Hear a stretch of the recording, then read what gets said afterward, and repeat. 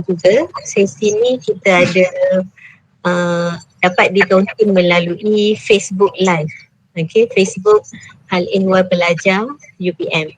So nanti kalau mana-mana yang rakan-rakan yang tak dapat join pada petang ni, bolehlah menonton selepas pukul 4.30 ni pun masih boleh tontonlah sampai bila-bila masa. Okey, insyaAllah. So sebelum kita teruskan dengan sesi bicara inspirasi kita pada petang ni, terlebih dahulu bagi memberkati program kita pada petang ni, marilah kita sama-sama membaca surah Al-Fatihah sebagai pembuka kata. Al-Fatihah.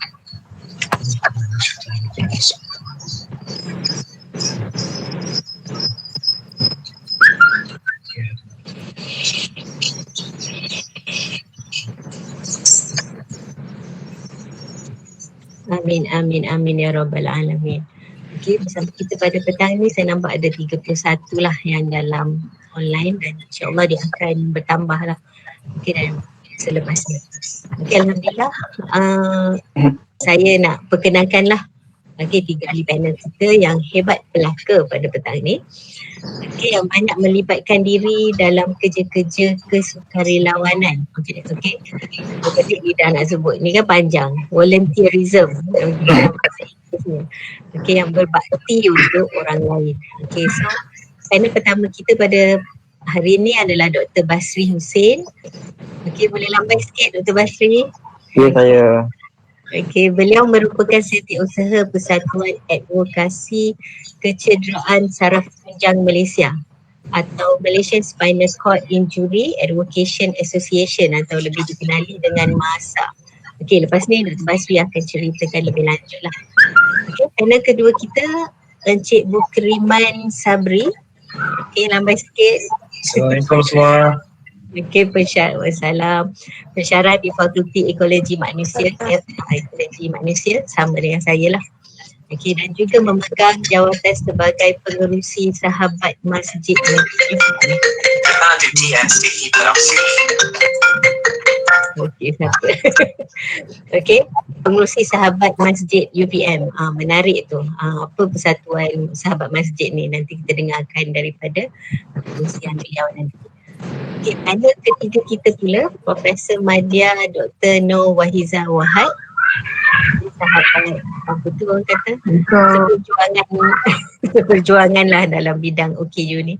Okay. Beliau merupakan pensyarah kanan di Fakulti Pengajian Pendidikan. Okay, selain daripada tu beliau sangat aktif lah dalam program-program yang melibatkan OKU.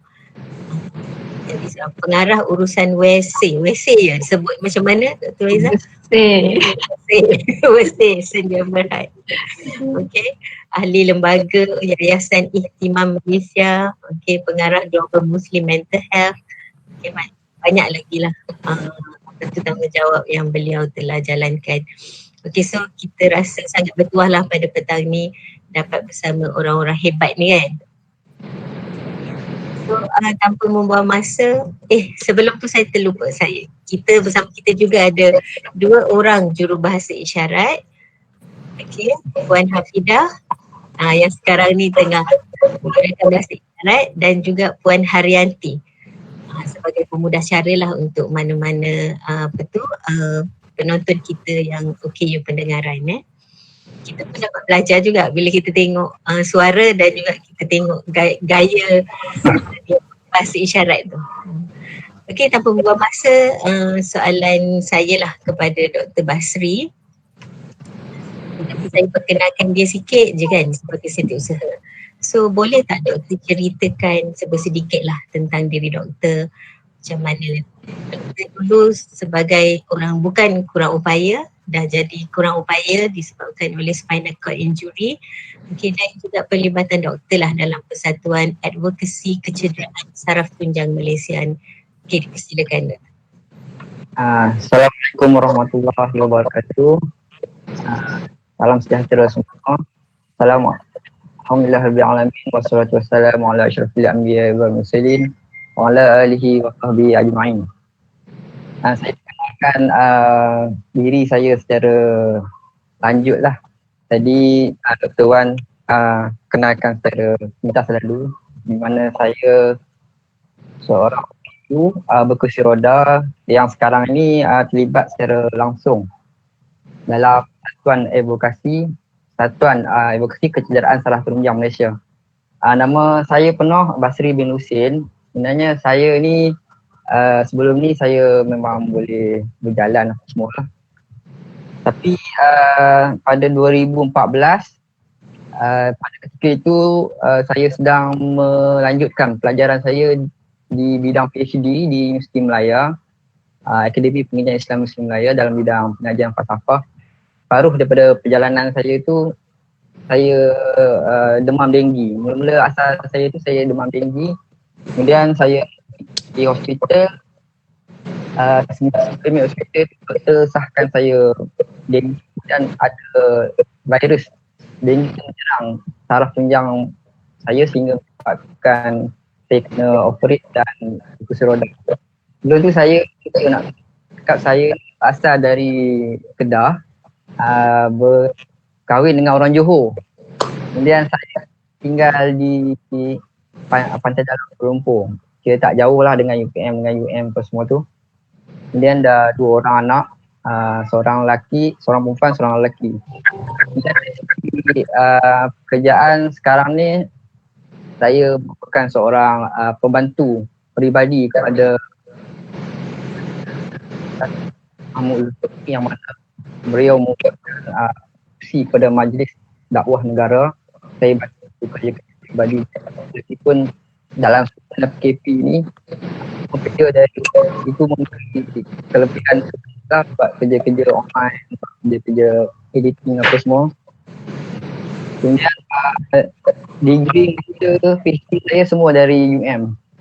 Kira dengan UM ni daripada awal sampai habis semua dari UM.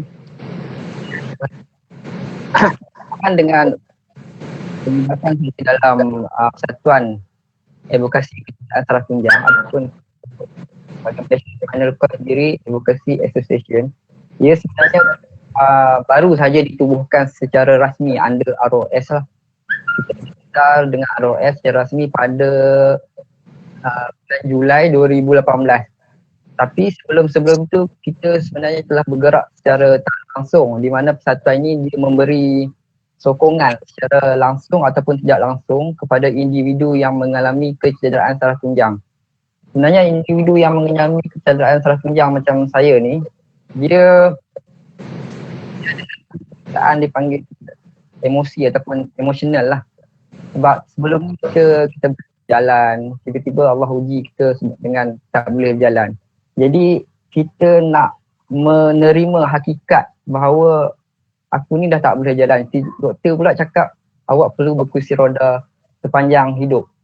Jadi kadang-kadang ada orang, setengah orang dia boleh menerima keadaan dia macam tu, tapi ada setengah orang dia mengambil masa yang terlalu lama. Jadi di situlah peranan orang lain, contohnya kita panggil support group, peer support, yang mana orang tersebut di kalangan orang yang mengalami keadaan tersebut dan dia memberi sokongan kepada orang supaya dia kembali ke masyarakat dalam menerima keadaan dia yang sewajarnya. Maksudnya dia tidaklah merasakan bahawa walaupun dia berkursi roda ataupun walaupun dia lumpuh, kehidupan dia telah berakhir. Sebenarnya itu kehidupan baru untuk dia menerima cabaran dalam kehidupan yang memang kita katakan memang susah pada awalnya. Saya sendiri pun pada 6 bulan pertama saya memang rasa begitu sukar untuk menghadapi satu situasi baru. Kadang-kadang kita rasa benda yang senang. Contoh benda yang senang kita nak pakai seluar. Nak pakai seluar sebelum ni kita tapi bila keadaan separuh badan, dia kena perlukan kesabaran, dia perlukan macam-macam. Begitu juga kalau nak pergi toilet, dia mengambil masa yang lama. Dia mengambil kalau toilet tu tak, kalau kat luar kan, kalau kat tempat public, kalau toilet tak accessible, memang tak boleh nak pergi. Itu bukan salah satu cabaran lah. Dan dalam pelibatan spinal cord injury ni juga saya terlibat dengan beberapa audit access, yang mana access ni dia kita nak nak tahu itu sama accessible ataupun tidak, yang boleh dilalui oleh OKU. Tak semestinya kursi roda saja, dia juga melibatkan OKU lain seperti OKU kesihatan, OKU pendengaran. Begitu juga kadang-kadang kita nak tengok kalau orang yang anak yang autism kan, kadang-kadang bangunan tu dia tulisan terlalu kecil ke, terlalu besar ke. Kemudian dalam masa yang sama juga saya ada terlibat dengan dipanggil Masjid Mesra OKU.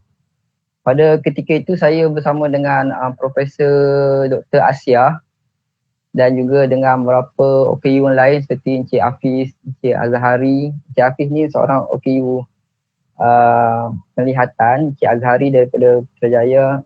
Kami sama-sama menumbuhkan satu tim untuk bergerak macam mana kita nak tahu kedudukan tentang masjid-masjid di Malaysia ni, adakah masih boleh diakses oleh OKU dan sebagainya. Cuma benda tu dia macam terhenti seketika apabila perubahan kerajaan pada tahun 2018. Jadi kita pun tak dapat nak teruskan balik pada selepas pada itu. InsyaAllah lah selepas ni kalau ada lagi kita dapat sokongan daripada orang lain, kita boleh teruskan balik projek yang melibatkan OKU, di mana pada masa hadapan kita tak nak meminggirkan rakan-rakan lain untuk pergi solat berjemaah di masjid. Kadang-kadang saya sendiri mendengar rintihan daripada rakan-rakan yang lain, kadang-kadang dia orang nak pergi solat, terutamanya yang berkursi roda, masjid itu tak boleh nak akses ataupun bertangga, ataupun kadang masjid tu kadang-kadang bukannya tak boleh akses, kadang-kadang AJK masjid tu tak faham, dia kata kursi roda ni kotor lah, kursi roda ni tak boleh masuk masjid lah, macam-macam. Itu antara beberapa cabaran lah yang kami hadapi dalam usaha untuk menjadikan masjid tu masjid yang mesra OKU. Bukan saja mesra OKU tapi mesra pengguna kepada semua orang. Kita tak nak hadkan bahawa masjid ni golongan-golongan tertentu saja yang boleh masuk, tapi semua orang, sama ada golongan warga emas, kanak-kanak pun boleh pergi. Kadang-kadang kalau kita tengokkan dulu, kadang-kadang masjid ni dia kata kanak-kanak kanak-kanak tak boleh datang masjid kerana mengganggu. Itu adalah beberapa cabaran yang kami hadapi sekarang. Saya rasa itu dari segi pengenalan saya untuk awal.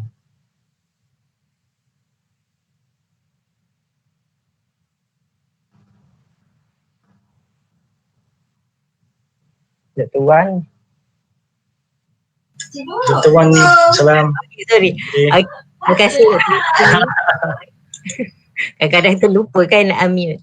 Okey, terima kasih berkongsi pengalaman tu. Memang orang kata kalau tak kena kat diri sendiri baru kalau kena kat diri sendiri baru tahu kan macam mana. Tapi itu tidak menghalang lah untuk seorang OKU berbakti kepada yang lain lah. So untuk seterusnya, boleh tak Doktor kupas sedikit lah tentang tajuk kita pada hari ni, OKU berbakti dan berketerampilan. Apa pandangan Doktor dengan tajuk pada hari ni? Okey, tajuk hari ni memang sangat menarik lah. Bagaimana seorang OKU tu dia boleh berbakti ataupun menunjukkan satu keterampilan yang baik. Sebenarnya kalau kita nak katakan seorang OKU tu boleh berbakti ataupun berketerampilan yang baik, ia boleh bermula dari diri sendiri. Macam mana kita boleh lahirkan minat kita dengan satu benda. Kalau kita minat satu perkara, kita boleh tonjolkan. Kemudian satu faktor lagi yang saya nampak adalah bagaimana seorang OKU itu dia memilih rakan yang boleh membantu dia, ataupun rakan yang dia boleh berkongsi, ataupun rakan yang dia boleh mengetengahkan dia untuk bekerjasama untuk berada dalam masyarakat. Kadang-kadang salah pilih rakan ni juga akan membawa kepada satu jalan yang tidak betul. Sebab kadang-kadang lagipun kadang-kadang ada saya nampak kalau tengah OKU dia tak nak pun bergaul dengan orang lain. Maksudnya dia nak kawan dengan OKU je. Jadi lingkungan dia tu adalah lingkungan yang OKU, dia tak nampak orang lain. Kemudian yang penting sekali adalah bagaimana kita boleh berinteraksi dengan masyarakat.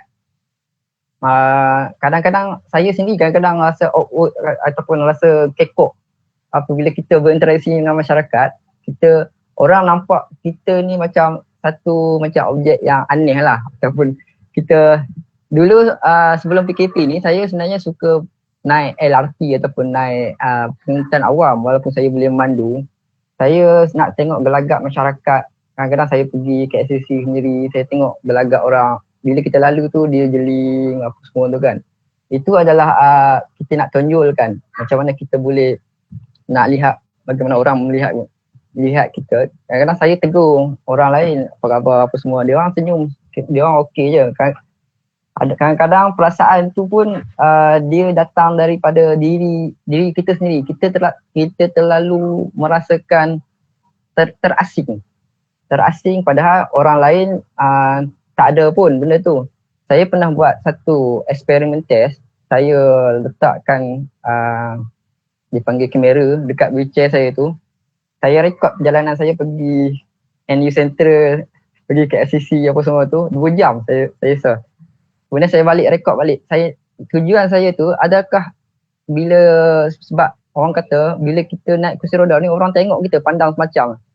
Bila saya balik check pun tak ada pun sebenarnya orang tengok satu perasaan yang pelik tu. Kadang-kadang kita sendiri je yang merasakan orang pandang serong lah, pandang yang tak betul lah. Mungkin betul lah dari situ sudut dia tengok, tapi mungkin tidaklah sampai lebih-lebih. Kemudian kalau kita nak katakan bagaimana kita boleh berketerampilan dengan okey, dia masing-masing, saya rasa masing-masing setiap daripada kita ada bakatnya masing-masing yang boleh kita tonjolkan ataupun yang boleh kita ketengahkan. Cuma kadang-kadang kita tak tahu macam mana cara kita nak tonjolkan tu. Sebab macam saya minat satu yang bersifat digital ataupun yang bersifat online lah. Dan apa benda yang melibatkan digital ni, saya akan cuba belajar secara sendirian. Ataupun kalau ada kelas khusus, sebenarnya untuk OKU, kalau untuk OKU banyak agensi kerajaan yang memberi satu kursus secara percuma. Macam sekarang ni pun saya sedang mengikuti satu kursus yang dipanggil under MyNIC. MYNIC ni dia memberi satu kursus untuk membuat platform digital, terutamanya yang melibatkan website, yang melibatkan Facebook, yang melibatkan WhatsApp business, apa semua tu. Yang kursus tu dah berlangsung daripada awal dah seminggu lah, maksudnya hari ni tengahan minggu, dan saya tengok ramai di kalangan OKU yang betul-betul menunjukkan semangat mereka. Sebab ada seorang cikgu tu, coach tu, dia beritahu, saya betul-betul memang macam selit dekat dia sebab dia baru lepas operation. Kemudian dia mengikuti kursus tu dalam keadaan yang tidur, terdengar, tapi dia bersungguh-sungguh untuk belajar semua benda tu. Memang saya sendiri pun kadang-kadang saya boleh ceritakan macam mana saya habiskan PhD dalam keadaan saya berkursi roda ni. Memang struggle betul lah. Kalau tak berkursi roda tu pun memang agak teruk juga. Pernah satu ketika tu saya ni memang sakit belakang sangat. Kemudian belakang saya sakit tapi otak saya ni masih banyak benda saya nak tulis. Jadi saya terpaksa ambil handphone saya catatkan sambil saya tidur, sambil saya baring. Jadi saya catatkan, bila dah okey balik baru saya transferkan benda tu dalam keadaan yang betul di dalam word yang betul lah. Kemudian satu lagi apa yang boleh saya kongsikan adalah kalau kita, biasanya kalau OKU ni kadang-kadang orang nampak OKU ni dia macam selekeh kan. Itu adalah antara beberapa yang saya pernah hadapi lah. Ada orang kata, kenapa OKU ni selekeh sangat kan? Kadang-kadang tak terurus, pakai pun tak betul apa semua. Itu adalah antara cabaran kepada OKU itu sendiri. Sebenarnya dia boleh tukar gaya hidup dia Kalau contohnya kan, kalau saya berkursi roda, kalau saya nak pergi satu majlis yang rasmi, saya akan pastikan kursi roda saya tu dalam keadaan yang bersih. Supaya orang tengok pun tak rasa macam geli ke, rasa macam kotor yang kursi roda boleh datang macam ni, tempat-tempat macam ni kan. Itu adalah benda-benda yang dia boleh ketengahkan lah, atau dia boleh ubahkan. Kemudian OKU juga dia boleh dia peluang tu kadang-kadang OKU kena cari sendiri. Kadang-kadang biasanya ada setengah orang dia mengharapkan orang lain untuk beri dia macam bantuan, sokongan dan sebagainya. Biasa kalau kita dengar satu istilah macam betul lah, kadang-kadang kerajaan kita bantu, tapi bantu tu maksudnya bantu beri pancing dan kita jadikan pancing itu untuk kita tangkap ikan setiap hari. Janganlah kita dibiasakan dengan memberi ikan, yang mana kalau kita beri ikan setiap hari kita habis. Jadi peluang tu yang boleh kita cari sendiri. Jadi dengan peluang itulah kita boleh membuka satu peluang yang lain, dan dalam masa yang sama kita boleh ajak ke orang rakan-rakan yang lain supaya join dalam bentuk yang macam tu lah. Okey, terima kasih Dr. Basri. Mungkin selepas ni ada yang nak bertanya, kita akan ada sesi soal jawab. Okey, tengok betapa gigihnya Dr. Basri, perkongsian yang sangat bermanfaat lah. Dan dekat sini kita boleh nampak peer support tu sangat penting kan Dr. Basri? Ya. Jadi untuk dalam persatuan, sama jugalah dalam untuk Cikgu Kriman nanti, sahabat masjid tu peer lah kan, sahabat masjid tu. Mungkin juga pengalaman yang Dr. Basri dah kongsi tadi tentang masjid OKU, sejauh mana lah ada di Masjid UPM lah. Jadi saya teruskan soalan saya kepada Cikgu Kriman ya. Okay, boleh tak Cikgu Kriman ceritakan sedikit lah tentang sahabat Masjid UPM ni? Apakah aktiviti-aktiviti dia? Okey, saya jemput Cikgu Kriman. Terima kasih kepada Dr. Wan. Terlebih dahulu terima kasih kepada semua peserta yang turut sama kita pada petang ini insya-Allah. Jadi bismillahirrahmanirrahim. Alhamdulillah rabbil alamin wassalatu wassalamu ala mursalin sayyidina wa maulana Muhammad wa ala alihi washabbihi ajmain. Assalamualaikum warahmatullahi wabarakatuh ya.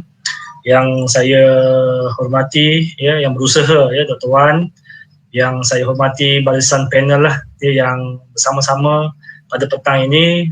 Saya tengok latar belakang panel semua hebat-hebat lah ya. Dr. Basri ya, Dr. Wahiza ya, dan juga sahabat-sahabat dan juga pelajar-pelajar saya yang turut serta pada sesi petang ini insya-Allah. Jadi terlebih dahulu saya nak berkongsi lah ya berkaitan dengan sahabat Masjid UPM ini. Sahabat Masjid UPM ni merupakan satu entiti lah yang ditubuhkan di bawah Pusat Islam Universiti ya, di bawah Pusat Islam UPM. Jadi kita tubuhkan sahabat Masjid UPM. Tujuan utama dia adalah penubuhan sahabat Masjid UPM ini pada peringkat awal dia untuk mengadakan program-program imarah masjid ya, dan pada masa yang sama ya mengajak pelajar, staf karya sedang ini untuk datang ke masjid dan mengikuti program-program yang dianjurkan di Masjid UPM ya. Itu adalah objektif penubuhan sahabat masjid di peringkat awal ya. Kemudian pada tahun 2014 ya, 2014 merupakan turning point ya bagi sahabat masjid ini memainkan peranan yang sangat penting di UPM ya. Jadi kalau tuan-tuan, puan-puan masih ingat apa yang berlaku pada 2014 ya. Pada 2014 berlaku satu peristiwa di negara kita yang menjadi satu kenangan ya, kenangan yang sangat berharga ya, sama ada kepada warga Kelantan ataupun warga negeri lain ya, iaitu banjir besar yang berlaku di Kelantan ya 2014 ya. Jadi banjir besar yang berlaku di Kelantan pada 2014 merupakan satu kejadian yang sangat tidak diduga ya pada masa tersebut ya. Dan kemudian pada masa tersebut juga kebetulan saya pada masa itu merupakan penyelaras ya di Pusat Kurikulum dan Pembangunan Pelajar. Jadi saya diberikan amanah untuk menjadi penyelaras bagi misi bantuan dan sukarelawan UPM ya. Kita ada pada masa tersebut kita ada 29 misi ya yang merentas seluruh Malaysia yang meliputi negeri Kelantan, Terengganu dan Pahang. Ya, jadi pengalaman di situ ya semasa misi tersebut ya daripada 29 misi ya saya terlibat dalam 27 misi. Ya 2 misi saja yang saya tak dapat turut serta ya. Jadi pengalaman pada misi tersebut ya mencetuskan idea supaya sahabat masjid UPM ini ya bukan sahaja terlibat dalam program-program imarah masjid ya dan juga program-program yang berlaku di masjid UPM, tetapi sahabat masjid UPM ini ya perlu melangkau lebih jauh dalam program-program sukarelawan bagi membantu masyarakat ya. Kemudian pada 2015 pula berlaku sekali lagi banjir di Kelantan, tapi pada masa tersebut keadaan taklah seteruk pada 2014 ya. 2014 memang keadaannya memang sangat-sangat teruk ya. Siapa yang turut serta dapat merasailah pengalaman pada banjir tersebut ya. Kemudian pada ketika itu 2014-2019 itu maka sahabat masjid UPM ini telah ditubuhkan secara rasmi lah ya, secara rasmi di mana pengerusi pertamanya adalah Ustaz Zuhaimi ya. Manakala saya adalah timbalan pengerusi pada masa tersebut ya, timbalan pengerusi sahabat masjid ya. Jadi selepas saya ambil alih pengerusi sahabat masjid pada tahun 2017 ya, saya melihat bahawa sahabat masjid perlu memainkan peranan yang lebih jauh ya, bukan sahaja meliputi kerja-kerja amal di UPM dan juga komuniti sekitar, tapi juga perlu melangkau lebih jauh, iaitu membantu masyarakat yang memerlukannya ya. Jadi di situlah yang bermulanya bagaimana sahabat masjid UPM ini melaksanakan pelbagai aktiviti ya, aktiviti sukarelawan yang merentas golongan sasaran yang berbeza dalam setiap program mereka ya. Dan juga kita juga sebenarnya sahabat masjid UPM ini bukan sahaja di Malaysia sahaja kita melakukan aktiviti kebajikan ataupun amal ini, kita telah merentas juga beberapa negara jiran ya, antaranya Kemboja, Vietnam, Indonesia dan juga Thailand ya, di mana kita telah melaksanakan pelbagai aktiviti bersama dengan agensi-agensi NGO lain lah yang kita sama-sama kolaborasi. Kemudiannya berbalik kepada macam mana sahabat masjid UPM ini ya terlibat ya dalam aktiviti-aktiviti sukarelawan yang memberi fokus kepada OKU ya, memberi fokus kepada OKU. Pertama sekali ianya bermula daripada pengalaman saya sendirilah ya, pengalaman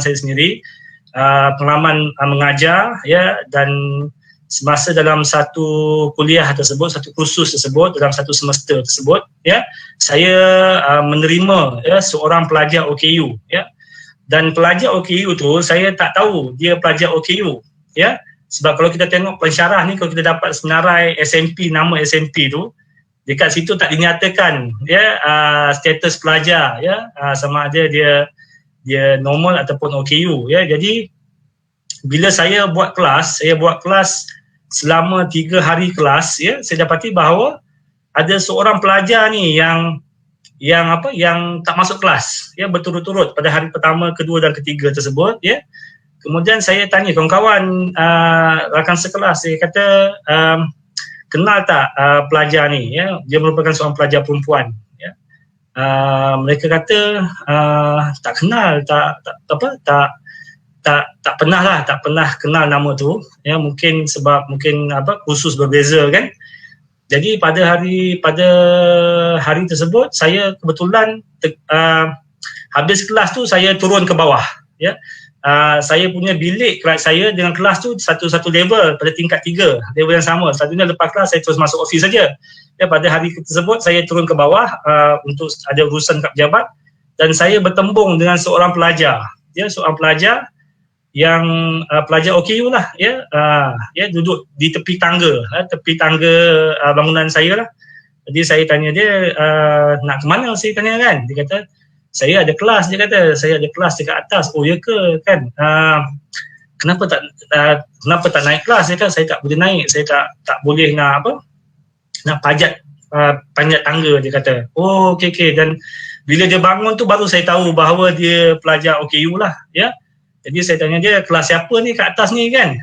Jadi dia sebut nama kursus tersebut ialah kursus saya. Ya, ini kursus saya. Saya kata, Allah, saya kata, ini pelajar ni ke nama sekian-sekian? Kita betul saya. Oh, saya baru sebut tadi dari dekat kelas yang awak tak hadir 3 kuliah berturut-turut kan. Saya kata, oh kalau macam ni saya akan pindahkan kelas saya lah di tingkat bawah, saya kata. Jadi saya pun hubungi pejabat dan saya pindahkan kelas saya di tingkat bawah, ya, untuk memudahkan dia untuk datang ke kelas lah pada kuliah yang berikutnya. Itu pengalaman saya bersama dengan pelajar OKU di UPM, dan juga beberapa kali lah saya menerima pelajar OKU dalam kuliah saya lah, ya. Jadi daripada pengalaman tersebut, ya, saya rasakan bahawa golongan pelajar-pelajar OKU ini, ya, merupakan satu golongan yang kita perlu beri perhatian, ya. Jadi bila saya pegang pengerusi Sahabat Masjid UPM, ya, jadi saya berpeluang pula berjumpa dengan Puan Mar yang kebetulan juga dia menyelia pelajar-pelajar OKU UPM, ya. Di situlah, ya, saya mula terlibat, ya, dalam Sahabat Masjid mula terlibat, ya, dalam membantu, ya, pelajar-pelajar OKU di UPM lah. Dan sebenarnya Sahabat Masjid sebenarnya sebelum ini kita dah terlibat dengan pelbagai program OKU lah, ya. Antara pertubuhan ataupun persatuan yang kita pernah terlibat, ya, bersama dalam melaksanakan program-program OKU ni, antaranya ialah Persatuan Pertis, ya, iaitu Persatuan Orang-Orang Cacat Penghilangkan Islam Malaysia, ya. Kita pernah terlibat bersama Pertis. Kemudian kita pernah terlibat bersama NAB, Malaysia Association for Blind, ya. PKOP, Persatuan Kebajikan OKU Pendengaran. Kemudian kita ada beberapa sekolah lah yang kita laksanakan program bersama, di mana sekolah-sekolah ini adalah sekolah-sekolah khas, ya. Sekolah-sekolah khas yang ada pelajar-pelajar OKU. Antaranya adalah Sekolah Kebangsaan Bukit Beruntung 2, ya, dan juga Sekolah SK Sikamat Seremban, ya. Ini antara beberapa lah, ya. Kemudian kita ada juga bersama PAKATS, ya. PAKATS iaitu Pertubuhan Amal dan Kebajikan Anak Islam Tersisih Selangor, ya. Jadi itu ada antara pengalaman Sahabat Masjid UPM, ya, terlibat dengan persatuan-persatuan ataupun pertubuhan OKU lah, ya. Jadi bila kita terlibat dengan OKU ini, kita merasakan bahawa mereka ini adalah golongan yang kita perlu berikan kesamarataan dalam penglibatan mereka dalam program-program sukarelawan sebenarnya, ya. Jadi kalau sebelum ni kita banyak melihat, ya, OKU ini merupakan golongan sasar, ya, dalam program-program kebajikan, program-program kemasyarakatan, ya. Saya rasa tiba masanya untuk Sahabat Masjid lah, especially terutamanya untuk kita mula mengorak langkah untuk mengangkatlah OKU ini sebagai pelaksana pula ataupun sebagai leader dalam program-program sukarelawan dan amal kita, ya. Jadi Sahabat Masjid ke arah langkah tersebut, insya-Allah, ya. Kita dah mulakan beberapa program, ya, ataupun beberapa pendekatan, ya, untuk kita laksanakanlah hasrat kita tersebutlah, ya. Jadi sebenarnya dalam konteks Sahabat Masjid UPM ini, kita tidak pernahlah menetapkan bahawa program-program kita ini berbentuk keagamaan semata-mata, ya. Tetapi nilai keagamaan ataupun nilai murni itu kita serapkan dalam setiap program kita. Ya, jadi sebab dia sesuai dengan visi Sahabat Masjid. Visi Sahabat Masjid adalah untuk melahirkan sukarelawan yang holistik dan bertakwa, ya. Jadi dalam setiap aspek kerja amal yang kita buat ataupun kebajikan yang kita buat, kita meletakkan yang pertama ialah nilai keikhlasan lah dalam melaksanakan kerja amal tersebut. Dan kedua, kita meletakkan bahawa apa saja yang kita buat ini ya untuk mendapatkan keredaan daripada Allah Subhanahu Wa Taala lah, ya. Jadi itu antara misi lah Sahabat Masjid UPM ini, ya. Dan Sahabat Masjid UPM ni sebenarnya keanggotaan dia pula ya terdiri daripada pelajar UPM, ya, staf UPM dan juga karya serdang, ya. Dan sebenarnya kita juga menerima permintaan daripada sebenarnya daripada bukan Islam juga untuk sertai Sahabat Masjid UPM ini, ya. Dan kita bukakan keahlian kita kepada yang bukan Islam atas keahlian bukan bersekutu, ya, iaitu mereka boleh turut serta dalam program-program kita, tak ada masalah, ya. Dan saya sebenarnya dalam usaha untuk mendekati OKU, pelajar OKU di UPM untuk mengenali lebih dekat Sahabat Masjid inilah, ya, sebab dengan peluang yang saya ada bersama bahagian orang pelajar ini, kita telah mula mendekati beberapa pelajar OKU dan diharapkan dapat teruslah ya mendekati yang lain juga pada masa akan datang, ya, untuk kita wawarkan apa yang mereka boleh dapat daripada Sahabat Masjid dan turut serta dalam program-program Sahabat Masjid, ya. Kita perancangan tu dah ada sebenarnya Dr. Wan, tapi disebabkan oleh PKP ya agak terbatas kita punya pelaksanaan tersebut, ya. Tapi alhamdulillah berpeluang juga untuk mendekati beberapa pelajar OKU yang kebetulan mereka masih di kampus, ya. Ya. Jadi alhamdulillah lah, ya, hasrat Sahabat Masjid memang kita nak mendekati setiap lapis masyarakat, setiap golongan sasar tersebut, ya. Jadi macam Dr. Wan Wahiza pun, kami pun pernah bersama dalam beberapa program sebelum ni, ya.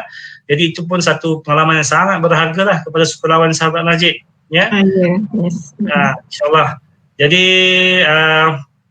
untuk para pendengar, ya, para peserta yang turut serta dalam program ini, Sahabat Masjid UPM ini sebenarnya dia punya keahlian merentas, ya, bukan sahaja pelajar UPM, bukan sahaja staf UPM, malah kita merentas karya serdang, dan juga kita buka kepada mereka-mereka yang berminat untuk turut sama dalam kerja-kerja amal dan kebajikan ini, ya. Jadi untuk tahun 2020 ni kita memang ada satu target untuk kita mendekati golongan OKU lah, ya, golongan OKU sebagai golongan sasar kita dan juga sebagai golongan yang kita akan bawa mereka terlibat sama dalam program kesukarelawanan, ya, dalam program-program yang kami akan jalankan lah, insyaAllah. Jadi ya Dr. Wan, insyaAllah. Menarik sekali Cik Bukriman. Memang sebabnya OKU ni selalu dikatakan agak ketinggalan kan dalam melibatkan diri dalam aktiviti-aktiviti kesukarelawan ni. Jadi dengan adanya channel Sahabat Masjid ni, bukan sebab kita selalu katakan OKU ni sebagai objek, ya, orang yang diberi sumbangan, tapi penyumbang tu itu yang kita nak galakkan lah. Betul. Saya sangat sukalah mendengar adanya channel Sahabat Masjid ni di mana pelajar OKU ataupun bukan pelajar UPM, pelajar luar UPM pun, mana-mana orang yang nak sudi untuk memberi sumbangan, kita boleh melalui channel Sahabat Masjid ni lah. Okay, insyaAllah perancangan yang Sahabat Masjid dah cetuskan tu insyaAllah lah akan terlaksana. InsyaAllah. Okay, terima kasih Ustaz dan Ustaz kan sebab cerita pasal masjid je. Okay, terima kasih atas perkongsian. So kita beralih kepada panel kita yang ketiga, Profesor Madya Dr. Wahiza. Okey, so Dr. Wahiza ni, saya difahamkan Dr. Wahiza sendiri ada mengajar ada ajar subjek berkaitan dengan kesukarelawanan. Okey, betul tak Doktor? Okey, sebenarnya subjek yang saya ajar Dr. Wan psikologi organisasi dan satu lagi pembangunan kepimpinan pada semester-semester yang lepas, dan memang bagi kedua-dua kursus tu salah satu fokusnya adalah diversity. Dan kita masuknya sekali lah. Betul. So boleh Dr. Wahiza kongsi sikit tak apa yang dimaksudkan dengan semangat kesukarelawanan ni lah. Okey, boleh sikit kan. Itulah, okey, tak apa Dr. Wan. Okey, bismillahirrahmanirrahim. Assalamualaikum warahmatullahi wabarakatuh. Terima kasih moderator kita pada hari ini Dr. Wan dan juga ahli-ahli panel yang saya hormati. Teman-teman seperjuangan lah, kalau kita cakap pasal OKU ni, kita dalam perjuangan yang sama. Okey, semangat kesukarelawanan ni kita boleh kaitkan dengan kata akarnya lah, suka dan rela. Suka untuk memberi, suka untuk memberi dan dengan relanya memberi apa sahaja yang ada pada kita, yang kita rasa dapat meringankan kehidupan insan-insan lain. Itulah sukarelawan. Dan memberinya tu macam yang Encik Berkriman sebut tadi, dengan penuh keikhlasan. Maksudnya di sini tanpa mengharap balasan lah. Itulah semangat kesukarelawanan. Sukarelawan ni kalau kita tidak begitu faham erti yang sebenar, kita mungkin rasa ia satu perkara yang berat untuk dilakukan. Tapi sebenarnya sekecil-kecil tindakan kita pun adalah kesukarelawanan. Contohnya dalam satu hadis tu dah kata kalau kita lalu lepas tu dekat laluan kita tu kita jumpa sebatang ranting, kita angkat ranting tu. Itu pun dan dengan tindakan kita mengangkat ranting tu pun kita dah memudahkan laluan orang lain. Itu pun sebenarnya kesukarelawanan. Dan nak paling mudah lagi, kalau kita jumpa orang lain kita melontarkan senyuman. Senyuman tu cerminan kan. Jadi bila kita senyum, orang lain yang tengok senyuman kita pun, dia kalau tengah stres pun dia nampak kita senyum, dia pun terpanggil nak senyum. Tindakan kita melontarkan senyuman pun adalah sebenarnya satu tindakan sukarelawan sebenarnya. Itulah simple explanation apakah maksud kesukarelawanan. Okey, Dr. Wahiza banyak melibatkan diri dalam projek program-program kesukarelawanan ni kan. So boleh tak saya nak minta doktor kongsikan lah program-program tersebut, sama ada pelajar yang terlibat tu adalah yang bukan OKU kepada pelajar OKU, dan ada tak setengah program yang mana pelajar OKU tu sendiri yang melibatkan diri yang menjadi pelaksana lah sepanjang Dr. Wahiza menjalankan program. Alright, okey. Pertama saya boleh kongsikan program yang pertama yang mana saya pada tahun 2015. Itu adalah satu projek yang melibatkan twin track pelibatan pelajar OKU dan pelajar bukan OKU bersama dengan komuniti Sri Serdang pada masa itu. Dan salah satu sub-projeknya pada masa itu adalah pantomin, Andai Hatiku Bersuara. Kalau kita Google kita boleh jumpa pantomin Andai Hatiku Bersuara, yang mana ia adalah satu projek yang melibatkan pelajar OKU, pelajar non-OKU pada masa itu, dan seorang pelajar OKU, pelajar yang Dr. Wan sebut tadi itulah salah seorang pelajar saya. Mereka ni adalah daripada program pembangunan sumber manusia. Okey, saya kalau kita bercakap tentang active learning, significant learning ni, sebenarnya kita sebagai educator ni kita dream big. Dan big dream saya adalah untuk melahirkan ejen-ejen perubahan dalam kalangan pelajar kita. yang mana apabila mereka bergraduate nanti mereka mempunyai satu paradigma tentang bagaimana nak menangani diversity dalam workforce, ya, sebab mereka akan jadi human resource personnel bila mereka keluar nanti. Okey, so dalam berbalik kepada projek kesukarelawanan tadi tu, pelajar-pelajar ni bersosialisasi bersama dengan rakan mereka yang merupakan seorang OKU fizikal, ya, pada masa tu, dan kita libatkan juga pada masa tu seorang lagi pelajar OKU dari PLPP. Yang mana dalam projek pentomin ini mereka mengusahakan sebuah pentomin Andai Hatiku Bersuara yang berkisarkan kisah seorang pelajar OKU di IPTA. Okay, dan pengarahnya pada masa tu pun secara sukarelanya adalah staf UPM, ya, Cik Nadia. Jadi semuanya bila kita cakap pasal kesukarelawanan ni, masing-masing memberikan yang terbaik, ya, daripada kelebihan yang ada pada diri masing-masing. Okey, yang keindahan yang saya nampak daripada proses nak mempersembahkan pentomin ni adalah sosialisasi. Kalau tadi Dr.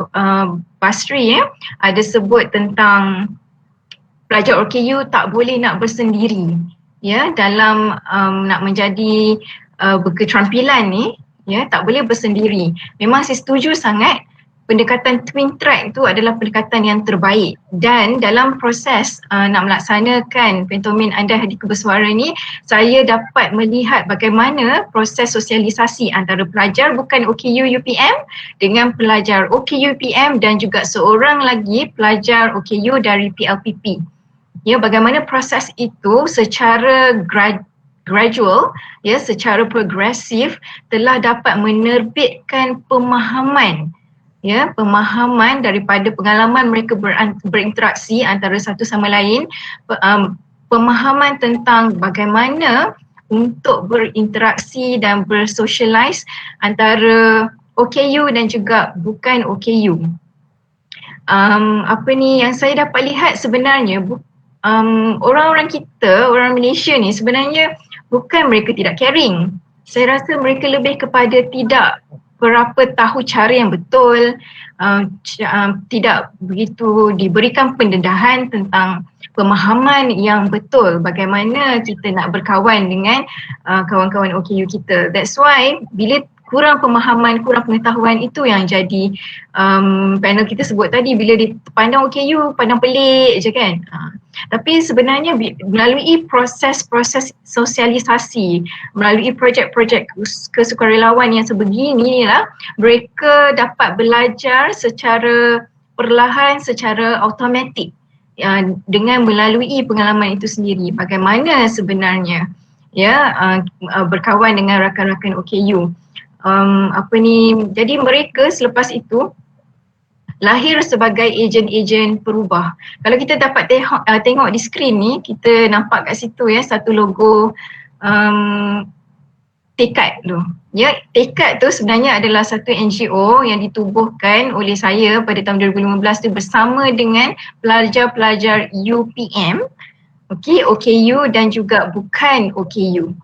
Okey, yang mana kita hasil daripada projek yang pertama ni lah, ya, pentomin ni, pelajar-pelajar ini rasa begitu terpanggil, mereka rasa seronok sangat. Okey, seronok sebab bagi dia pengalaman baru, ya, dan mereka nak buat lebih lagi daripada first project tu. Ya, jadi itu ialah yang terjadi pada tahun 2015. Okey, dan seterusnya kalau bercakap tentang satu lagi projek yang melibatkan pelajar OKU kita sendiri, pelajar saya yang tadi tu turut melibatkan diri beliau untuk lagi satu projek untuk memperkasakan PDK. Ya, beliau sendiri sebenarnya terpanggil untuk selain pada projek sukarelawan tu, beliau daripada seorang pelajar bachelor telah menamatkan pengajian sarjana beliau dan kini menjadi pelajar PhD di UPM dan memfokus kepada bagaimana nak memperkasa PDK. Ya, jadi melalui aktiviti kesukarelawan ni kita dapat melihat bagaimana aktiviti seumpama itu sebenarnya dapat menerbitkan semangat untuk mereka menjadi ejen perubahan kepada isu-isu semasa yang melibatkan golongan kurang upaya di negara ini, ya. Jadi itulah cantiknya tu, ya, bagaimana kesukarelawanan tu dia boleh melahirkan insan-insan hebat sebenarnya. Ya, sebab insan-insan hebat ni biasanya dia memang suka melihat perubahan. Jadi bila dia suka melihat perubahan tu, dia memang jadi insan yang berani lah. Ya, yang berani untuk merubah status quo, ya, macam kita dengar tadi daripada masjid-masjid yang kurang mesra OKU, beberapa usaha dilakukan untuk menjadikan masjid-masjid tersebut masjid yang mesra OKU, ya. Jadi kita dapat lihatlah bagaimana sebenarnya volunteerism ini boleh mengasah, ya, semangat kepimpinan dan juga melahirkan ejen-ejen perubah dalam masyarakat kita. Dan dalam konteks ini khususnya konteks untuk memperkasa golongan kurang upaya. Okey, Dr. Wan. Okey, panjang lebar kan, banyak sangat pengalaman Dr. Wahiza ni. Okay, saya menonton juga yang andai hatiku bersuara tu, memang kagumlah dengan kerjasama yang diberikan antara pelajar bukan OKU dengan OKU itu sendiri. Memang saya sangat setujulah dengan apa yang diperkatakan Dr. Wahiza, sebab pengalaman tu yang bila orang bukan OKU dia tak ada pengalaman bersama dengan orang OKU, itu yang menyebabkan dia rasa macam agak takut sebab dia tak tahu. Sama juga tadi Dr. Basri ada sebutkan yang bila keluar tu ada yang jeling, dia ada simpati dan ada perasaan bukan sekadar simpati, nak membantu, nak bertegur sapa tapi dia tak tahu cara. Nanti kan tegur orang rasa macam kecil hati pula macam tu kan. Sebenarnya kalau kita tengok OKU ni sendiri, dia macam saya sebut tadilah agak kurang dalam kalangan OKU ni yang ke depan untuk membantu dari segi kesukarelawanan ni, tapi agak banyaklah juga NGO OKU ni sangat banyak yang terajui oleh OKU sendiri.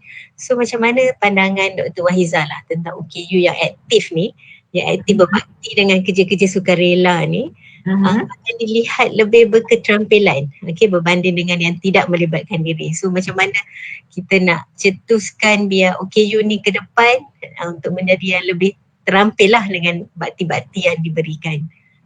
Okey, cantik soalan ni Dr. Wan. Pertama sekali, OKU yang sedia aktif melibatkan diri dalam kerja-kerja NGO sukarelawan ni memang memang kita lihat sangat berketerampilan. Memang leadership dia sangat orang kata sangat memujakan lah. Kita melihat mereka, kita pula yang rasa lebih jadi lebih bersemangat bila kita tengok dia, ya. Dan saya sangat mengalu-alukan lah, ya, anak-anak sebab kita pun dah makin senja kan, so anak-anak OKU kita di IPTA dan IPTS ni untuk keluar dari kepompong. Keluar dari kepompong dan bersama-sama, ya, dengan rakan-rakan OKU mereka yang sedia aktif melibatkan diri dalam kerja-kerja sukarelawan. Dan juga kita again saya suka sebut twin track tu. Maksudnya pemimpin-pemimpin pelajar kita yang terlibat dalam aktiviti sukarelawan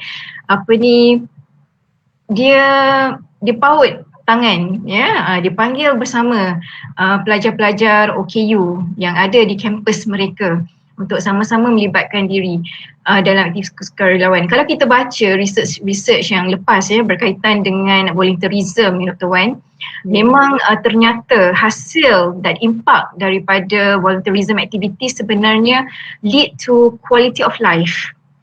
Ya, lead to quality of life ni maksudnya pelbagai aspek dari segi mental health, ya, dari kesejahteraan, psikologi, pelajar OKU dari segi keyakinan diri dan self acceptance, penerimaan diri. Sebenarnya bila kita memberi, yang kita dapat balik bukan kurang, tapi bila kita memberi, kita dapat lebih daripada apa yang kita beri. Dan sebenarnya bila kita mula memberi, apa sahaja yang kita ada, tak semestinya kewangan. Setiap orang ada potensi, setiap orang ada bakat yang terpendam dalam dirinya. So keluarkan lava-lava yang ada daripada gunung berapi diri tu. Okey, muntahkan so mulakan langkah anda yang pertama, okey, untuk memberi, dan anda akan dapat rasailah nikmat bagaimana perubahan diri anda sendiri. Anda akan rasakan perubahan itu apabila melibatkan diri dari segi networking, akan lebih ramai kawan, dari segi self confidence, dari segi seronoknya memberi, dan kita melihat bagaimana pemberian kita tu menimbulkan senyuman dan sinar-sinar pada mata insan-insan lain yang menerima pemberian kita dalam berbagai bentuk tu. Dan itu sebenarnya akan mencetuskan semangat yang lebih, dan as we do that continuously kan, sebenarnya kita, tanpa sedar kita mengasah kemahiran kita sendiri dari segi komunikasi, dari segi PR kita, pelbagailah kemahiran yang tanpa sedarnya dapat ditingkatkan melalui aktiviti kesukarelawanan yang kita ceburi tu, Dr. Wan. So saya sangat mengalu-alukanlah rakan-rakan OKU kita tu keluar bercampur bersama-sama. Dan MPP pun memainkan peranan yang sangat penting untuk bersama-sama mengajak pelajar OKU kita lah. Satu perkara yang saya tak sebut di sini, Dr. Wan, adalah satu point saya pick up balik daripada yang Dr. Basri sebut tadi lah. Okey, jangan jangan sesama rakan OKU je. Mesti bersama dengan rakan-rakan bukan OKU baru jadi, Dr. Wan. Kalau sesama rakan OKU je, boleh jamin lah 99% tak jadi, Dr. Wan. So kita nak inklusif kan? Kita nak inklusif. Kita nak inklusif. Itulah perkataan yang paling tepat, Dr. Wan. Okey, terima kasih Dr. Waiza. Kalau saya tengok senarai bersama kita pada petang ni, ramai juga yang daripada luar UPM. Saya ucapkan terima kasih daripada wakil, ada daripada UIA, daripada UMT, Cik Fadullah, tadi siapa daripada UMT, ada Sukan. So mungkin ada lagi daripada institusi lain. Okay, so sekiranya kalau anda nak berkongsi lah pengalaman juga, boleh jugalah, kalau tu boleh mute kan, boleh unmute kalau nak berkongsi. Okay, so sekarang kita dah selesai lah sesi bicara bersama 3 panel kita. Kita akan teruskan kepada sesi soal jawab lah. Saya nampak baru ada satu je soalan dekat sini. Okay, dia nak tanya dengan Dr. Basri, macam mana dalam keadaan pandemik COVID-19 ni dengan PKP-nya, macam mana OKU, situasi dalam kalangan OKU sendiri? Boleh Dr. Basri ceritakan? Terima kasih kepada yang bertanya tu. Saya tak ingat nama tapi saya baca soalan tadi tu, dan sempat saya catatkan apa yang disebut cabaran dalam menghadapi norma baru pasca COVID-19 kan. Sebab sebelum ni pun kalau masa PKP ataupun masa COVID-19 sendiri pun, OKU sendiri dia menghadapi pelbagai halangan lah, ataupun cabaran. Satunya ketika dia nak keluar ke dalam masyarakat tu, pelbagai dia contoh saya bagi paling mudah lah, kalau kita KKM dia suruh kita menjarakkan diri, ataupun kita panggil istilah dia yang tepatnya sepatutnya physical distancing lah kan, bukan social distancing tu. Cuma dalam tengah keadaan kalau OKU yang fizikal yang kursi roda ni, kalau tempat dia yang dia tak boleh pergi tu, orang kena bantu dia. Jadi mau tak mau ada berlaku satu sentuhan ataupun touch body ke apa ke. Itu adalah antara cabaran lah. Dan saya rasa benda ni pun akan berlanjutan selepas daripada pasca COVID ataupun selepas daripada PKP ataupun yang seterusnya kita hadapi.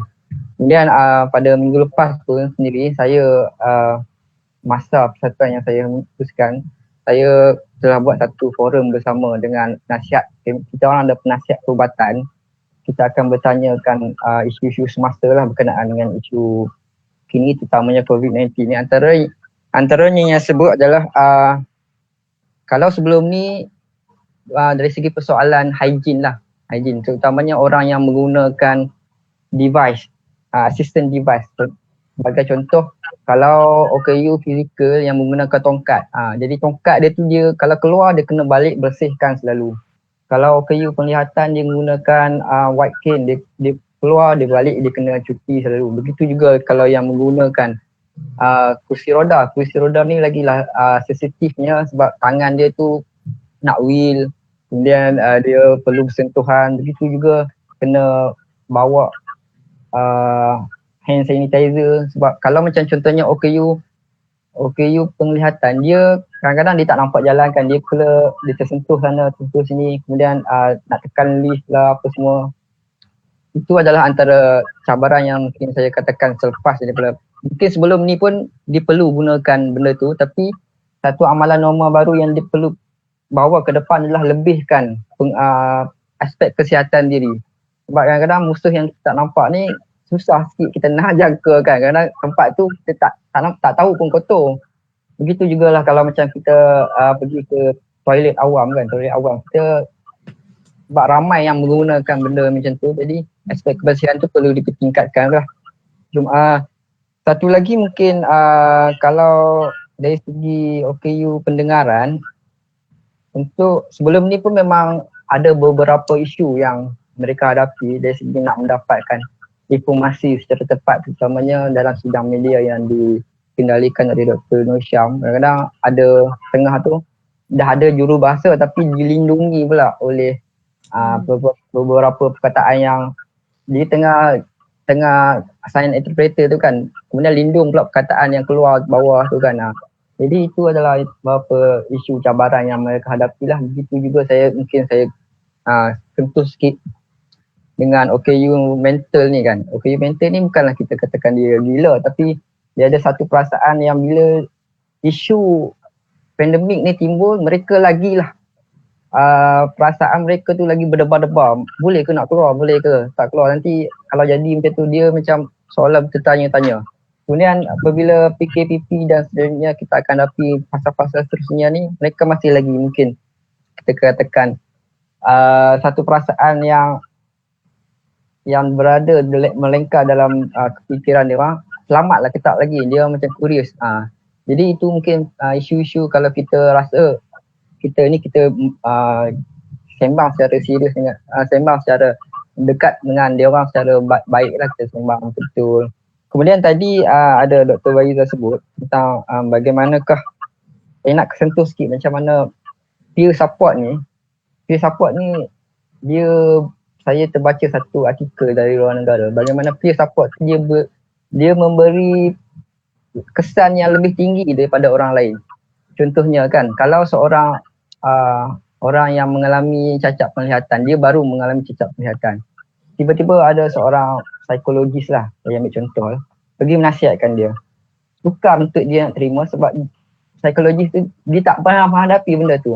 Jadi apabila ada peer support, jadi orang tu pernah mengalami benda tu, jadi dia lebih tahu tentang keadaan apa yang dia pernah lalui. Begitu juga saya selalu pergi ke hospital ataupun berjumpa secara individu dengan orang yang pernah mengalami satu perasaan yang dia sukar untuk terima tentang diri dia.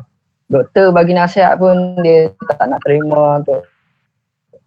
Ibu bapa sendiri dia pun nasihat dia pun tak nak terima. Tapi bila kita datang dalam keadaan berkursi roda 2-3 orang, dia tengok kita orang tu, dia dakarkan satu senyuman yang menerima kita sebagai satu rakan yang boleh memberi satu, kita katakan satu sinar kepada dia lah.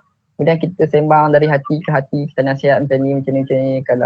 Kalau benda yang lepas tu memang kita lepaskan, kemudian kita cuba buka satu hidup baru dalam keadaan baru. Mungkin setengah orang kita rasakan, saya ambil contoh kalau orang yang menghadapi lumpur, dia rasakan bahawa lumpur tu susah nak buat banyak benda, tapi padahal tangan dia tu, kalau orang yang kuat tangan, dia masih lagi boleh buat benda. Dan yang paling penting kita panggil kognitif dia okey, dia masih boleh berfikir dengan baik, dia masih boleh menyumbangkan sesuatu kepada orang lain. Tak semestinya benda yang melibatkan fizikal, berjalan ataupun buat kerja-kerja berat. Kadang-kadang dalam suasana digital pada hari ini, semua banyak benda yang boleh kita lakukan melalui komputer, internet dan sebagainya. Jadi peluang itu OKU itu kena ambil sendiri. Dan pada masa sekarang pun banyak kerajaan macam saya sebutkan mula-mula tadi, mereka telah berikan satu banyak kursus yang percuma. Kalau kita pergi kat luar, saya cek harga kalau kita nak pergi ke satu kursus laman web mungkin cecah ribuan. Tapi MyNIC, satu agensi di bawah kerajaan ni, dia bagi kursus percuma. Antara orang nak dengan tak nak je. Saya sendiri pun bila ada sebut kursus percuma ni memang saya daftar dulu. Memang kita ambil peluang tu, dan lain-lain tak faham tu kita tanya direct, kemudian kita belajar melalui YouTube dan sebagainya lah. Okay. Itu soalan yang tadi saya jawab. Terima kasih Dr. Basri. Ni ada dua soalan berkaitan dengan OKU juga. Saya rasa sesuai Dr. Basri jugalah yang menjawabnya. Okey, daripada Nadia Atira binti Adam daripada UPM ya. Kata dia nak bertanya bagaimana cara jika ingin membantu OKU yang terserempak tanpa mengguris hati mereka. Mungkin ada cara yang dapat dikongsi untuk kita approach OKU di sekeliling kita. Saya rasa soalan Zamsyuzila daripada MOE juga lebih kurang samalah, bagaimana cara komunikasi terbaik dengan golongan OKU ni. Ada tak contoh perkataan yang kurang sesuai yang sepatutnya kita elak. So macam mana kita nak berkomunikasi dengan OKU itu sendiri. Kalau terserempak tu tadi Nadia tanya macam mana nak respon yang tak mengguriskan perasaan. Boleh Dr. Basri? Okey, soalan ni dia berkaitan dengan dalam istilah OKU ni dipanggil Disability Equality Training lah. Dipanggil kesamarataan OKU tu. Sebab kalau saya nak udaskan secara detail, ambil masa panjang, tapi saya cuba simpulkan. OKU ni dia ada 7 kategori. 7 kategori yang fizikal, yang pendengaran, apa semua. Yang paling kita nampak secara jelas adalah OKU yang fizikal lah, sama ada dia berkursi roda, bertongkat ataupun crutches. Begitu juga dengan OKU yang buta sebab dia pakai tongkat dan sebagainya. Kalau macam OKU yang mental, yang autism ataupun kadang-kadang OKU pendengaran sendiri pun kita tak boleh nak bezakan dia antara sama ada dia OKU atau tak OKU. Tapi kalau untuk OKU yang kita nampak jelas fizikalnya itu seorang OKU, caranya kalau kita nak bantu ataupun komunikasi, saya ambil contoh satu dulu. Kalau kita nak bantu, setiap orang OKU ni, contohnya kalau OKU yang fizikal tu pun dia ada kondisi yang berbeza. Saya bagi contoh, kalau OKU yang berkursi roda tu pun dia ada banyak jenis. Ada yang spinal injury, ada yang stroke, ada yang CP dan sebagainya. Jadi setiap badan mereka ataupun fizikal mereka ni dia ada perkara-perkara sensitif. Cara yang paling mudah adalah kalau kita nak bantu mereka adalah kita tanya mereka sendiri. Sama ada mula-mula kataan kita sebut salam ke, selamat pagi ke, cik, abang ke, encik ke, kan, saudara ke, saudari. Boleh saya bantu? Okey, tanya dalam keadaan lemah lembut lah. Sama ada ataupun cik, apa yang boleh saya bantu cik? Kalau dia kata tak perlu sebab bagi setengah OKU dia tak suka sangat orang nak bantu dia tolak sana tolak sini dan sebagainya. Saya sendiri pernah tiba-tiba orang tolak saya daripada belakang kan. Saya hampir jatuh lah sebab kita tak ready. Jadi cara yang terbaik adalah kita tanya dia sendiri dulu. Bagaimana kita nak bantu. Begitu juga dengan yang paling penting kalau kita tanya OKU penglihatan kan. Kalau ada sahabat-sahabat OKU penglihatan sendiri. Ada setengah orang tu dia tiba-tiba je pergi tarik tongkat dia. Itu memang pantang bagi OKU penglihatan. Memang kawan-kawan saya ni kalau dia cakap kalau orang tarik tongkat dia tu kena pantang. Dia umpamakan seperti mereka tu seperti ditarik sebagai seekor lembu kan. Ditarik sebab tongkat tu adalah sebagai satu tempat mereka untuk mengetahui jalan tu. Jadi caranya adalah kita minta dia pegang bahu kita ataupun kita tanya dulu macam mana dia nak bantu. Kadang-kadang dia nak minta kita bantu dia pegang bahu sebelah kanan ke, sebelah kiri ke. Sebab mereka kadang lebih tahu keadaan mereka masing-masing. Begitu juga kalau dengan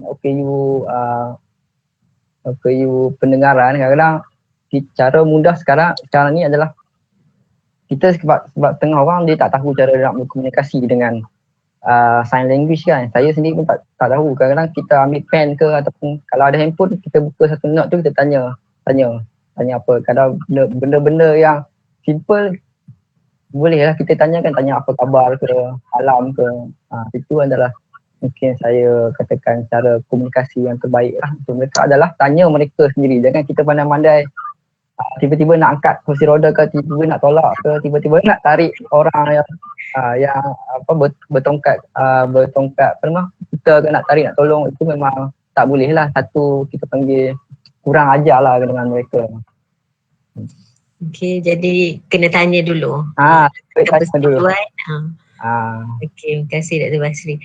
Okey, ada soalan lagi ni daripada susah nak baca ni, Mazbat.com. Okey.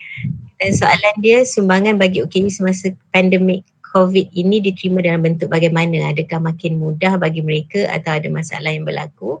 Serta cara masalah tersebut diatasi. Okey, dua panel lain pun kalau nak jawab pun boleh, atau Dr. Basri nak teruskan jawab ke macam ni? Boleh juga saya sambung dengan GST ni kan. Sebab sumbangan bagi OKU. Ya, sumbangan ni kalau kita nak tolong tu biasanya yang paling terkesan adalah dari segi kewangan lah. Itu memang tak nafikan sebab baru-baru ni pun isu yang berkenaan dengan penjana kalau tak salah. Yang RM300 tu adakah semua OKU dapat ataupun OKU yang berdaftar saja dapat. Jadi OKU yang lain ni memang tak dapat lah. Jadi itu yang pertamanya lah. Yang keduanya adalah satu sokongan moral untuk mereka kembali balik dalam masyarakat. Sokongan moral ni memang sangatlah penting. Sebab kadang-kadang sebelum ni pun masalah dipanggil diskriminasi di kalangan OKU ni memang banyak berlaku. Contoh-contoh kalau kita nak pergi ke masjid orang tak bagi lah. Kalau nak pergi ke tempat awam kadang tempat tu dia tak accessible. Itu kita panggil diskriminasi juga. Cuma tak nampak diskriminasi yang dalam bentuk yang kita kaitkan verbal. Dia sebenarnya diskriminasi dalam bentuk accessibility. Kadang-kadang benda-benda yang mesti melibatkan accessibility ni kadang orang tak nampak. Orang cakap tempat dia tu boleh lalu OKU tapi bila kita pergi check pun dia buat RAM tapi RAM tu tak ikut spesifikasi yang tepat. Jadi benda tu no point juga dalam bentuk macam tu. Kemudian yang lain-lain tu mungkin saya rasa kalau ada yang lain boleh tambah lagi tambahan. Boleh Dr. Wan Ya, sila. Boleh. Sepanjang pandemik COVID-19 ni, sahabat masjid UPM lah ya. Kita memang antara golongan sasar yang kita beri tumpuan untuk bantuan bantuan PKP adalah golongan adalah OKU lah ya, OKU. Di samping keluarga dalam kategori B40, keluarga-keluarga asnaf ya, kita juga beri tumpuan kepada keluarga OKU lah ya. Jadi pengalaman kita semasa menguruskan bantuan keluarga OKU ataupun individu OKU ini semasa PKP ya, mereka ni sebenarnya antara golongan yang sebenarnya yang sangat terkesan juga sebenarnya ya. Sebab apa? Sebab yang pertama sekali mereka sama juga dengan golongan lain, iaitu ada di antara mereka yang hilang punca pendapatan ya, tidak dapat bekerja ya, tidak dapat mencari sumber pendapatan ya. sebab kebanyakan mereka adalah bekerja sendiri, ya, dan juga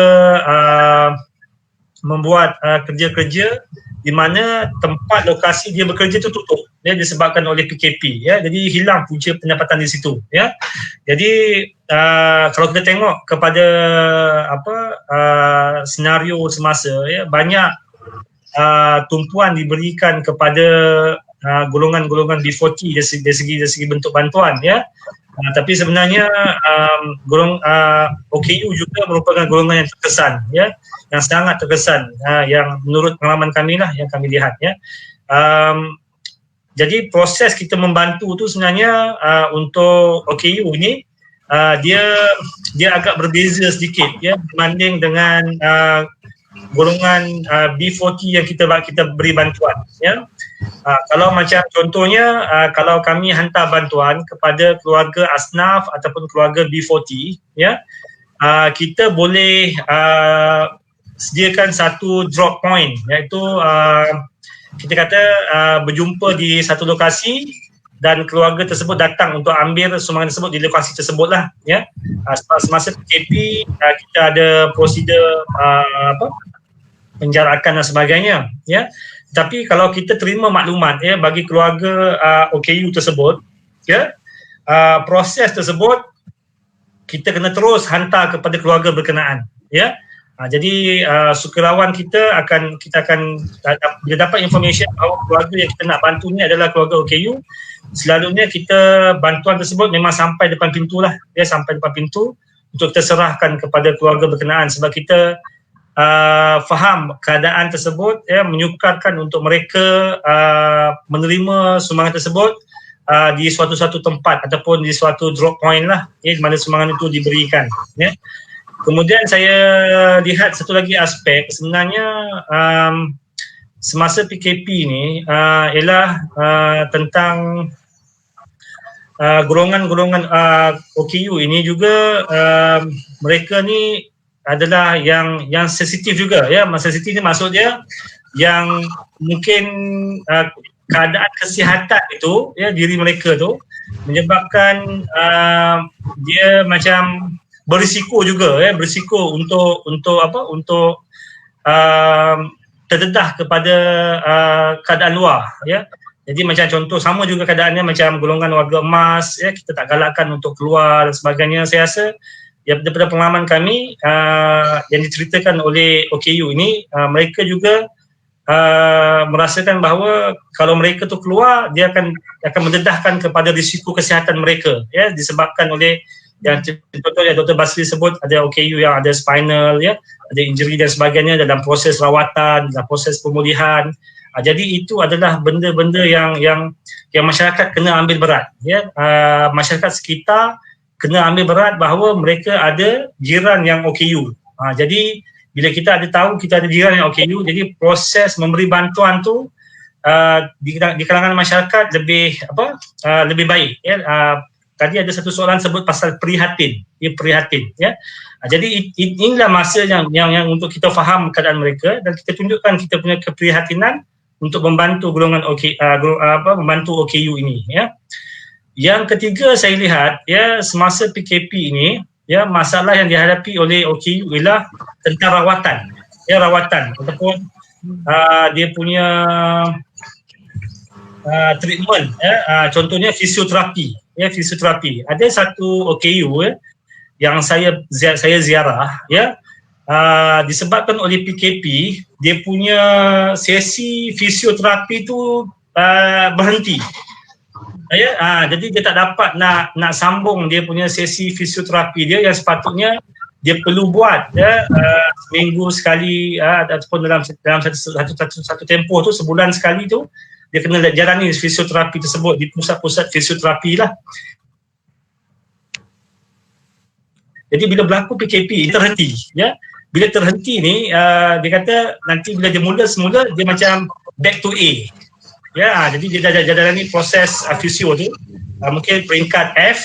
Bila dah terhenti tu, bila dia nak mula semula dia dah macam dia start from A balik, ya. Jadi saya nampak kat situlah, ya, sokongan yang perlu kita berikan, ya, bagi golongan bagi OKU ini untuk dia dia kembali semula dalam kehidupan dia disebabkan oleh kekangan semasa COVID-19 lah, COVID-19 ni, pandemik ni, ya. Jadi betul lah seperti Dr. Basri cakap, ya, kita sebagai ahli masyarakat ni, ya, kena dekat dengan mereka ni, ya, untuk kita faham, ya, kita ambil tahu, ambil berat bagaimana kita boleh bantu mereka ni, ya. Jadi dengan adanya masyarakat yang prihatin, ya, mereka yang ambil berat ini, ya, sedikit sebanyak boleh meringankanlah, ya, kesan yang mereka hadapi semasa COVID-19 ni lah, ya. Itu ada pengalaman yang sahabat masjid ada semasa menguruskan, ya, bantuan semasa PKP yang lepas, ya. Beberapa keluarga OKU yang kita uruskan, yang kita bantu, itu masalah ataupun sedikit pengalaman yang kita dapat lah daripada mereka. Okay, Alhamdulillah. Cik Bukriman ada soalan. Ada tak sahabat masjid sediakan kelas-kelas seperti kelas agama, kelas Al-Quran pada golongan OKU? Setakat ni lah. Okey. Okey, ni satu soalan yang bagus ni, ya, sebab sebenarnya sahabat masjid pada awal tahun lepas, ya, kita ada bekerjasama dengan USIM, ya, iaitu kelas pengajian Al-Quran menggunakan Al-Quran Braille. Okey. Ya, Al-Quran Braille, ya. Dan juga beberapa kaedah lain yang telah dilaksanakan oleh USIM kepada pelajar OKU mereka lah, dan juga kepada orang awam lah. Jadi itu adalah kita punya kolaborasi yang pertama, ya, dan kita lihat bahawa itu peluang lah, ya, untuk sahabat masjid meneroka satu bahagian baru dalam kerja-kerja sukarelawan itu, kerja-kerja sukarelawan ini, iaitu menyediakan bantuan kelas pengajian agama, ya, Al-Quran, ya, kepada golongan OKU ni, ya, pada OKU lah, ya, yang nak mendalami ilmu agama ni lah, terutama dalam bab mengaji Al-Quran ini. InsyaAllah kita akan ada, ya, susulan daripada program tersebut, ya, untuk kita bawa ke UPM lah, program pengajian Al-Quran khusus bagi OKU ini, insyaAllah, ya. Okay, insyaAllah atas permintaan lah kan. Buat masa ni memang kita tak ada lagi kelas-kelas yang khusus kepada OKU yang kita laksanakan sekarang, ya. Tapi pengalaman bersama USIM tu patut pengalaman yang baik, yang kita lihat bahawa peluang tersebut juga patutnya kita berikan kepada OKU lah, di UPM dan kawasan sekitar juga, ya, untuk mereka mendalami ilmu agama. InsyaAllah boleh diperluaskan lagi tu. Boleh diperluaskan, insyaAllah. Okey, insyaAllah. Soalan terakhir lah, saya rasa kita ada 5 minit saja lagi. Ya, saya jawab soalan yang ditanya oleh Dr. Muhammad Nur Hafiz tu, sebab okey, dia tadi tentang bagaimanakah cara kita untuk memupuk semangat sikap prihatin kan. Sebab benda ni saya pernah tulis satu tu, tulisan saya tulis. Kebetulan laman web yang saya asaskan pun nama theinspirasi.my. Okey. Tulisan saya tu memang ringkas saja, tapi mungkin dapat manfaat lah kepada orang luar. 10 cara kita menghormati OKU supaya kita menjadi warga perhatian. Jadi kalau saya minta Puan Marina sharekan kat sini, tapi kalau tak jumpa, tak apa. Ada 10 cara. Okey. Boleh scroll sepintas.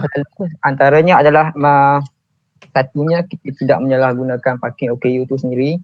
Yang kedua, kita tidak menyalahgunakan tandas OKU tanpa sebab, tidak menghalang laluan OKU, beri keutamaan lift pada OKU, terutamanya di tempat awam, kemudian tempat-tempat awam tu.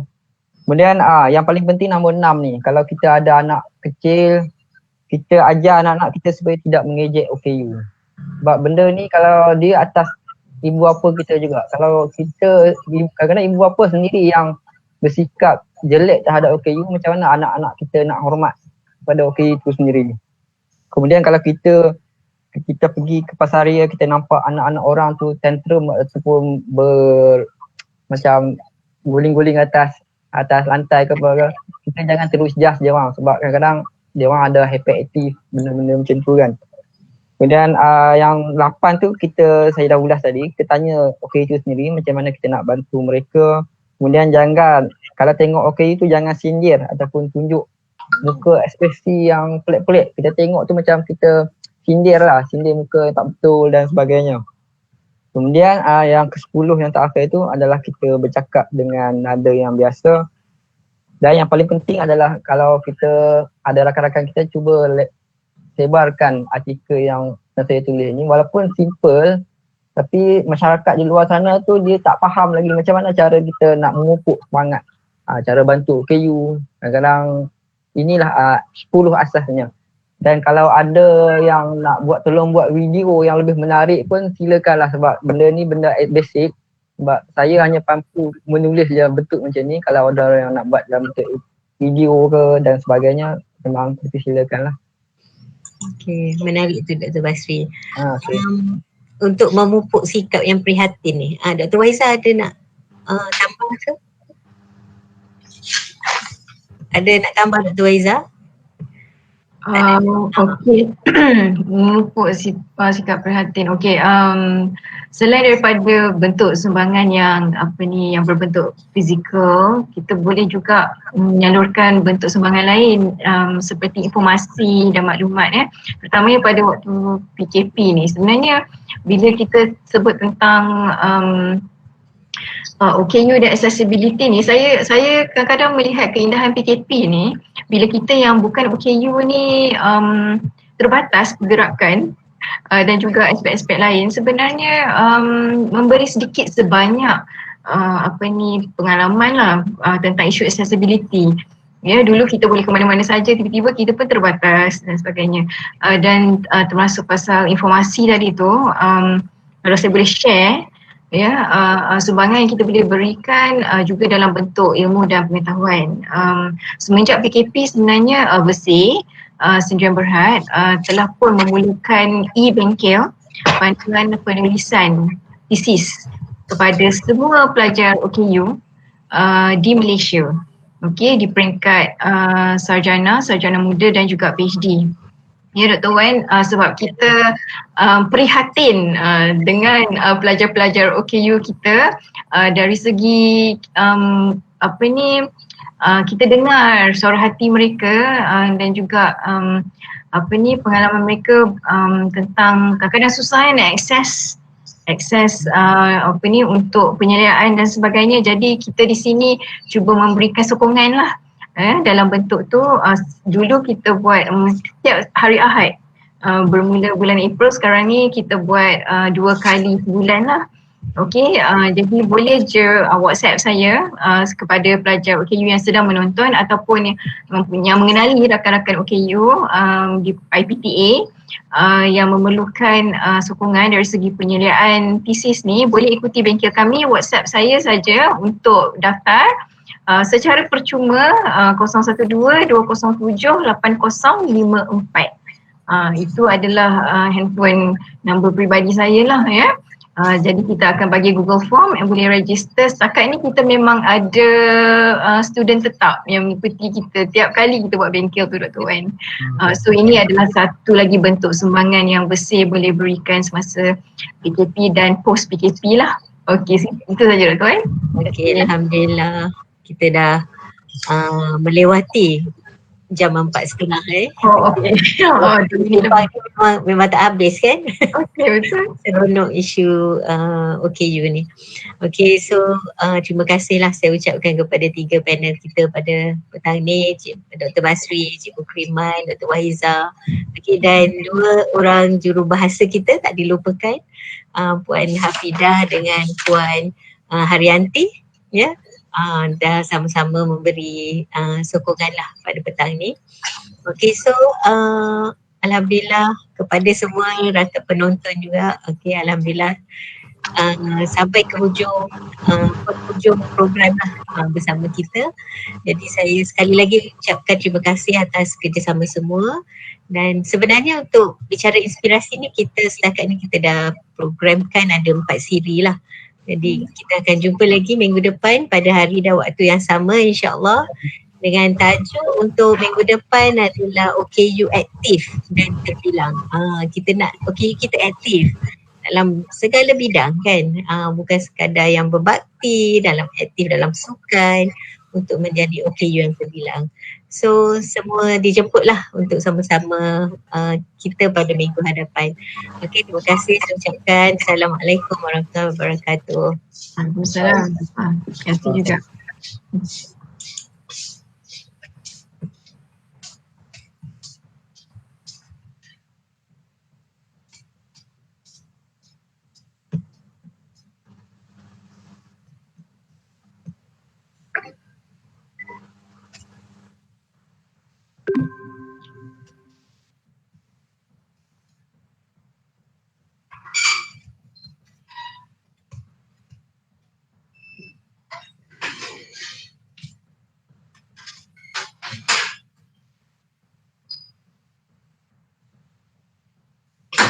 Di, saya di.